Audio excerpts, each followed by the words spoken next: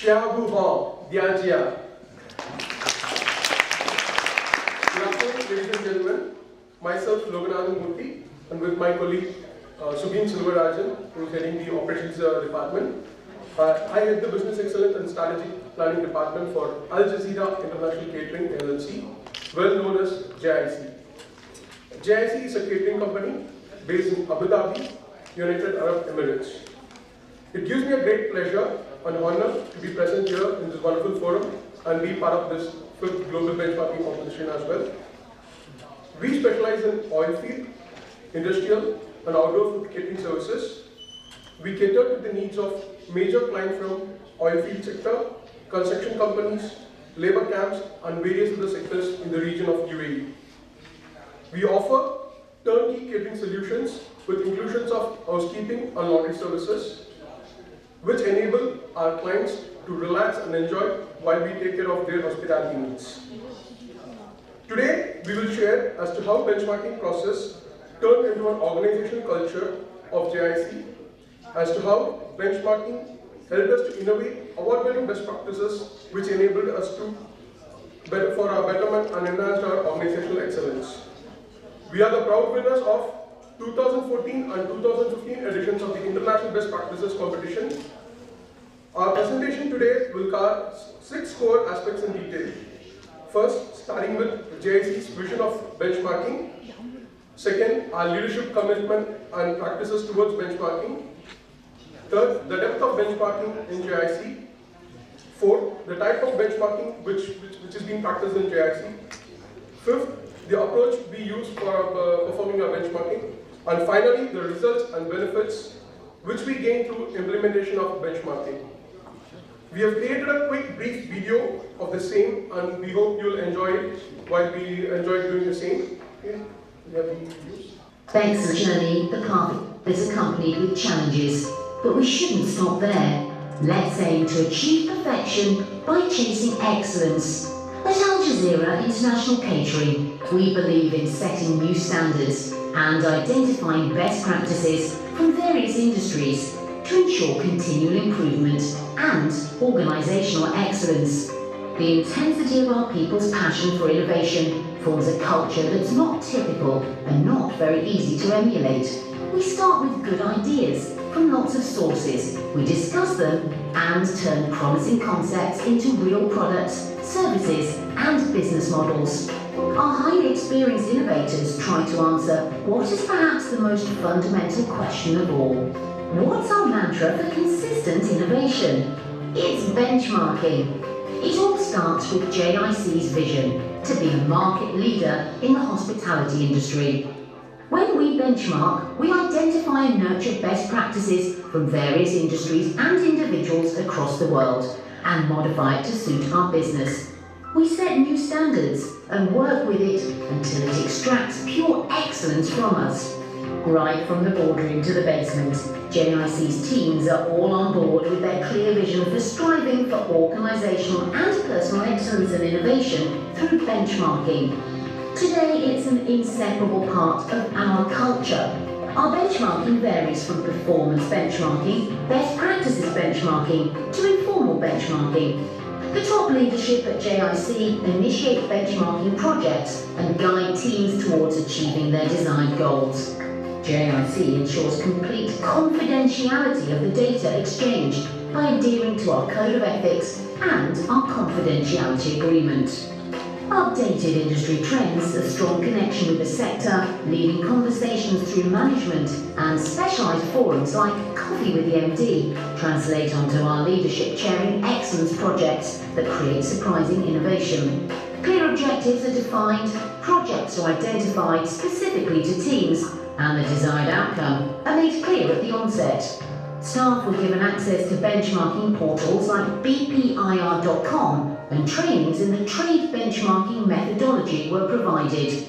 Teams were further encouraged and equipped to sharpen their existing skill sets and add new ones through site visits, conferences and forums to help them learn and identify best practices. We identified formal benchmarking projects through trade methodology across our organisation, starting from employee empowerment, corporate social responsibility, to food safety processes. Trade methodology ensures a complete structured approach, starting from initial objective defining to the final evaluation and continual improvement. One of such invaluable formal benchmarking projects was SPEARS.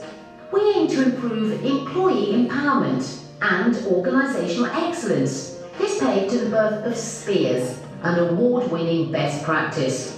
SPEARS enabled us to set objectives, provide resources, empower our people, appraise, review and recognise performance, and share knowledge. Our benchmarking partners for this project vary from various sectors, ranging from construction hotels, FMCG companies, and facility management companies. Through benchmarking with our partners, we initiated the Employee Empowerment Matrix, Resource Provision Process, and Objective Defining Process. Progress of this project and implementation follow-up was monitored through monthly review meetings. This project was sponsored by the Managing Director, involving a benchmarking advisor, and 6 team leaders working on this project with their respective teams, ensuring implementation through change management, through which SPEARS changed our way of work at JIC. There was a huge improvement in employee focus. It eradicated delayed decision-making. There was increased levels of staff empowerment, and our clients were delighted at the end of it. Innovation through benchmarking has seen a sharp rise in the performance and career development of our employees. Key results showcase how much of a difference benchmarking excellence creates in increasing innovation within the company. Performance increments have increased exponentially from 8.3% in 2010 to 91% in 2015, with employee satisfaction averaging at 96.37% over the last 5 years. 2015 was the year when our employees recorded an all-time high in their performance trend at 81.21%, in their engagement in welfare activities at 85%, and in their attendance of training modules, which was 406 in 2011, and in 2015 was at an all-time high with 4,569 employees in attendance. Innovation through benchmarking has decreased operational cost, PMPD, from 9.60 in 2010 to 5.92 in 2016. The food safety management and the environment management systems audit findings saw a very decreasing trend. The results have trickled down and reflect on the satisfaction of our clients, which have been the highest in the last 5 years at 98.70% in 2016. Thanks to which the percentage of client contract renewal is up 19% from 78% in 2014 to 97% in 2015. Benchmarking helped us to redefine our training approach, and our employees are happy with it. We are able to innovate new recipes and satisfy customer needs, which is a big task in industrial catering. I recently got promoted into the STD program and was trained using the SPEARS methodology. It really helped me to improve my performance and confidence. لقد شاركت في قياس المشاريع، وإنه ساعدني على التعرف على الممارسات الجديدة. من خلال المقارنة نشجع على عملية الاشتراك الموظفين لدينا. Our innovative projects and their outcomes don't just stay with us. They trickle down and are shared with our stakeholders through knowledge sharing and meeting forums. We share these innovative projects and performance outcomes via internal newsletters and stakeholder portals. This journey of excellence through benchmarking creates innovation along the way, enabling us recognition within the region and internationally. The understanding of excellence is universal, and innovation through benchmarking positively affects your clients, your suppliers, partners, employees, and the management. Benchmarking is always a work in progress as we seek newer and better ways through innovation to improve and perfect what we have. We welcome you on our journey to benchmark with us. We are AlJazeera International Catering.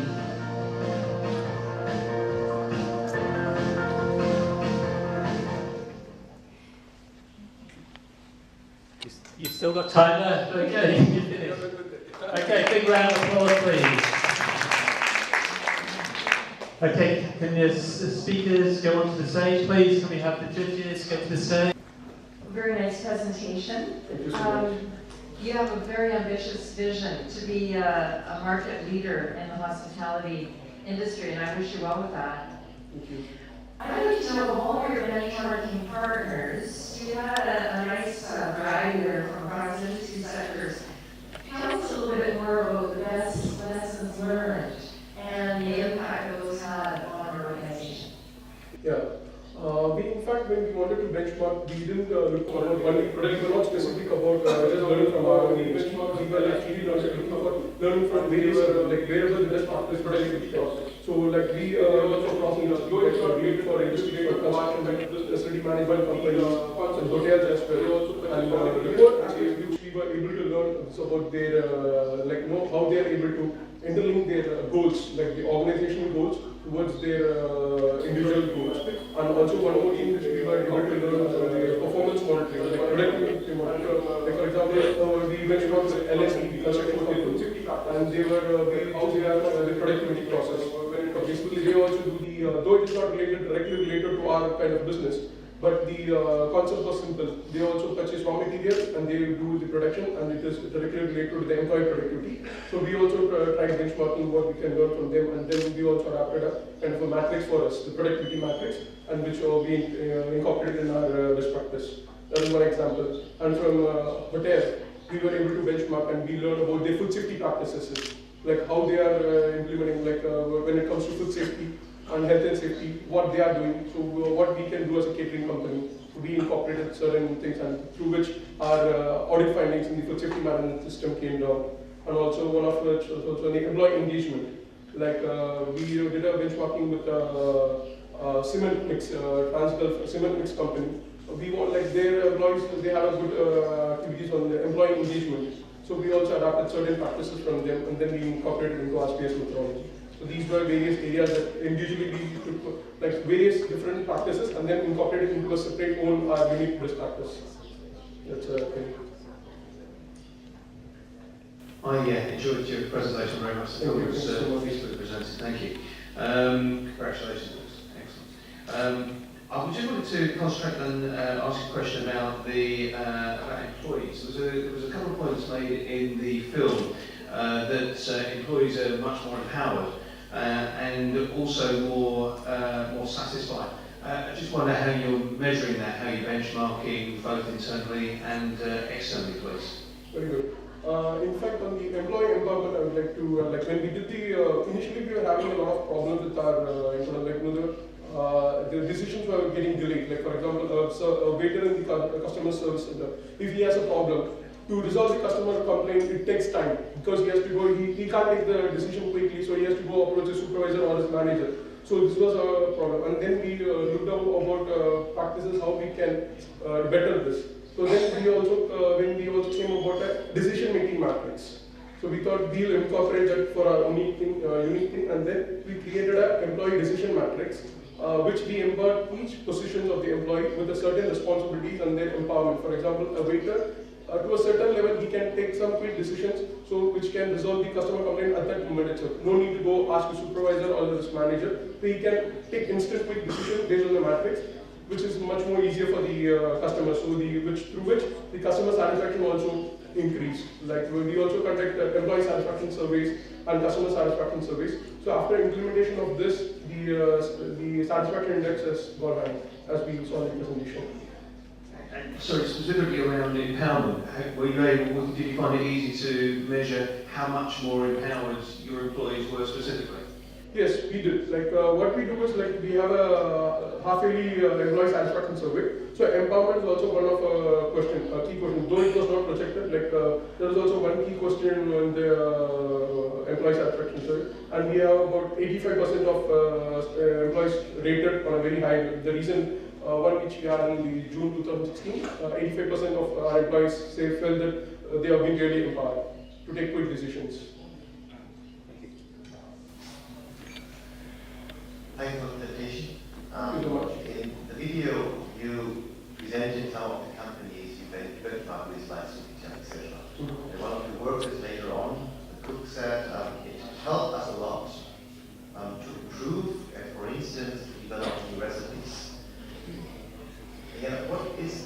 practice behind, or maybe one example of the practice behind you have changed as a result of a project with these benchmarking partners? Okay, you want to be specific on the recipe part? No. Okay. Feel free to choose something else. Okay, one of the, I'll correlate to the chef, which he said, like, we incorporated a process called menu development. Like, though we are a catering company, we are like, it's in a catering company, it's always quite a tough job, you know, to satisfy the taste bud complaints of various nationalities at the same time. For instance, like, the same food which we are having in our home, over a period of time, it gets monotonous for us. So it's always we need to be quick, innovative, and fusion being a super. So we wanted to have a kind of a different, innovative in cuisines. So what we did is we went and we benchmarked with our hotel, Sofitel, and then we learned a couple of new tricks and new techniques they were using in their food development process. And we incorporated those things into our thing. So we created a production team which were talking about the, like how they can innovate new recipes from, like for example, fusioning of Arab cuisine with the Asian cuisine. So how they can do a kind of a fusion cooking. So those kind of things we did for the. That is one example. And another example I would say is on the employee engagement. Like we wanted to ensure that like being in the catering domain to retain the talent. That is one of the toughest jobs any organization would have. So we wanted to ensure that the talent is being retained. So to retain the talent, we felt that we need to make sure our employees are trained well enough so that they are capable of doing the job without any hassle or something. Then we did benchmarking with various other like L&T, which is a good organization which has a very good HR practices. We did benchmark with them on the HR practices, and we were able to incorporate a lot of things in our training. For example, we created our in-house video modules. We saw that they were using video modules, but we thought, okay, let's have our unique approach to our signature approach to it. And then we created in-house modules for us. We showed short videos in-house of our cooks practicing all those things, and we created our own, we all about 16 in-house videos as such used for the training. So that is one example we could say. Thank you. Because you said it's a continuous process. True. What is your next benchmark project? And yes. You already know what potential partner might be?